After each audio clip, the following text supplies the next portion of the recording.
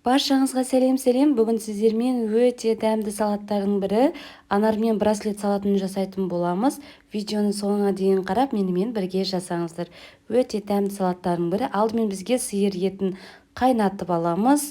Сосын осы үкіштен өткізілген қайнатылған картоп, сәбіз, жұмыртқа және қызылша қажет болады. Алдымен қайнатылған етімізді майдалап турап алдық. Барлығын осындай кальций сияқты бір стакан болсын, осындай домалақ зат қажет болады бізге. Соны ортасына қойып, шет-шетіне етімізді қойып шықтық.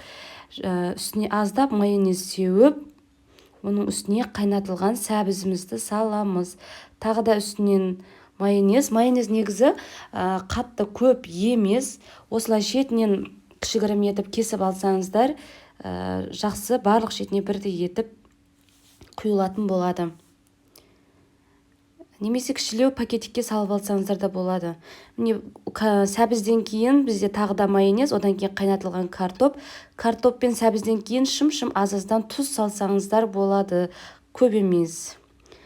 Себебі біздің картоп өте кішкене дәмсіздеу болғандықтан. Одан кейін жұмыртқа, одан кейін майонез, сосын қызылша, қайнатылған қызылша, сосын тағы да майонез.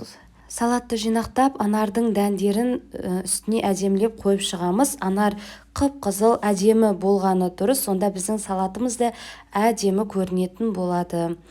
Міндетті түрде жасап көріңіздер, сіздерге ұнайды деген сенімдемін. Каналға тіркеліп, лайк басып, пікір қалдырып кетуді ұмытпаңыздар. Сіздермен болған Умида, астарыңыз дәмді болсын.